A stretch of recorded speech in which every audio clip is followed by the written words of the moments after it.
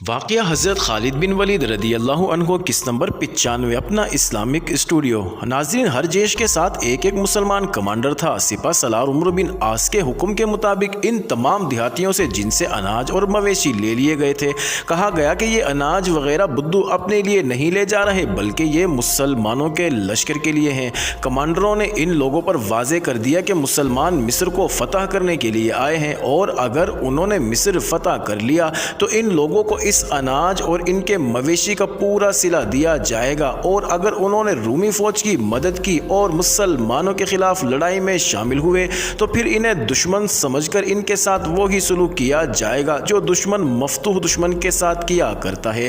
فرما اب زیادہ دور نہیں رہ گیا تھا، عمرو بن عاص کو رسد کا مسئلہ حل ہو گیا تھا۔ بدوؤں کے دوسرے جیش بھی مویشی اور اناج لاتے رہے اور رسد اس قدر اکٹھا ہو گئی جو کئی ایک عرصہ تک کافی تھی۔ بدو نے ایک اور مسئلہ بھی حل کر دیا، وہ یہ تھا کہ انہوں نے ثابت کر دیا کہ وہ قابل اعتماد لوگ ہیں اور ان کی صحیح رہنمائی کی جائے تو وہ ہر اچھی بری صورتحال میں قابل اعتماد رہیں گے۔ سپہ سالار عمرو بن عاص نے اس پڑاؤ سے کوچ کیا اور ایک پڑاؤ اور کیا۔ عریش سے فرما تک کا فاصلہ صرف 70 میل تھا۔ اس سفر میں اتنی زیادہ پڑاؤ کرنے کی ضرورت نہیں تھی۔ مجاہدین کے لشکر تو بڑی تیز پیش قدمی کیا کرتے تھے، لیکن عمرو بن عاص دانستہ زیادہ پڑاؤ کر رہے تھے۔ اب ان کا آخری پڑاؤ تھا اور یہاں سے سیدھا فرما پہنچنا اور اس تاریخی شہر کو محاصرے میں لینا تھا۔ اس آخری پڑاؤ میں انہوں نے لشکر کی تنظیمیں نو کی اور سالاروں کو ترتیب و تنظیم اچھی طرح ذہن نشین کرا دی۔ بدوؤں کے تمام جیش واپس آ گئے تھے۔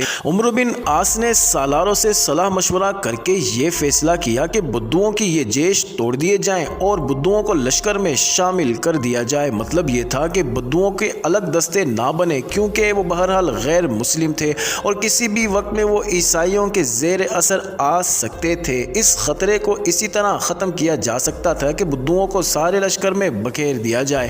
ایسا ہی کر دیا گیا۔ معزز ناظرین، ایسی ضرورت کم ہی محسوس ہوتی تھی کہ لڑائی سے پہلے مجاہدین اسلام کو گرمانے اور بھڑکانے کے لیے جوشیلی تقریر کی جائے، لیکن کبھی ایسی صورتحال پیدا ہو ہی جاتی تھی کہ مجاہدین کو بتانا ضروری سمجھا جاتا تھا کہ وہ جو جنگی مہم سر کرنے جا رہے ہیں وہ کوئی سہل مہم نہیں اور دشمن زیادہ طاقتور ہے اور مقابلے کے لیے تیار بھی ہے اور نہ جانے اس نے اور کیا کچھ انتظامات کر رکھے ہیں۔ سپہ سالار عمرو بن عاص نے ضروری سمجھا کہ لشکر کو خبردار کر دیں کہ وہ کس خطرے میں جا رہے ہیں۔ انہوں نے تمام لشکر کو، جس میں بدو بھی شامل تھے، ایک جگہ اکٹھا کیا اور اس لشکر سے خطاب کیا۔ تاریخ میں ان کا مکمل خطاب نہیں ملتا، مورخوں نے کچھ اہم اقتباسات لکھے ہیں۔ معزز ناظرین، الفریڈ بٹلر نے لکھا ہے کہ عمرو بن عاص نے اپنے لشکر سے کہا، ہم مصر کو جانے والے اس راستے پر جا رہے ہیں جو ایک قدیم ترین راستہ ہے۔ ہمارے پیغمبر دنیا عرب سے اسی راستے سے مصر آئے تھے۔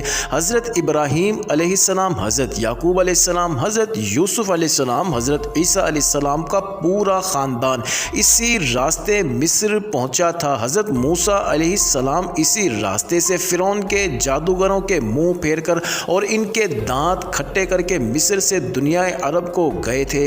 یہی دریائے نیل تھا جس نے حضرت موسیٰ علیہ السلام اور بنی اسرائیل کو راستہ دے دیا تھا، اور جب ان کے تعاقب میں آنے والا فرعون رامیس دوئم نیل میں اترا تو نیل نے راستہ بند کر دیا اور فرعون ڈوب مرا تھا۔ یہ ایک مقدس راستہ ہے، یہ ہمارے پیغمبروں کا راستہ ہے۔ یہ نہ سمجھنا کہ ہم کوئی ملک فتح کرنے آئے ہیں، یہ ہماری اپنی سرزمین ہے۔ اس ملک میں صرف اللہ کی حکمرانی چلے گی اور یہ حکمرانی تم قائم کرو گے انشاءاللہ۔ اس راستے کے تقدس کا اندازہ اس سے کرو کہ مصر اور افریقہ سے حج کو جانے والے مسلمان اسی راستے سے جاتے ہیں۔ یہ راستہ مسلمانوں کے لیے ہی نہیں، عیسائیوں کے لیے بھی مقدس ہے۔ عیسائی اسی راستے سے بیت المقدس جاتے ہیں اور آتے ہیں۔ یہ حضرت عیسیٰ علیہ السلام کا راستہ ہے، لیکن مصر میں ایک بادشاہ نے عیسائیت کا چہرہ مسخ کر ڈالا ہے اور اس نے اپنی عیسائیت بنا دی ہے، اور یہ عیسائیت لوگوں سے منوانے کے لیے اس نے سچی عیسائیت کے ماننے والے ہزارہ لوگوں کو قتل کیا ہے۔ ہم ان عیسائیوں کو ہرقل دل کی عیسائیت، بربریت اور ظلم و تشدد سے نجات دلانے آئے ہیں۔ سپہ سالار عمرو بن عاص نے عیسائیت کا ذکر غالباً اس لیے ضروری سمجھا تھا کہ ان کے ساتھ بدھوؤں کا جو لشکر تھا بے شک توہم پرست ہی صحیح، لیکن بنیادی طور پر وہ عیسائی تھے۔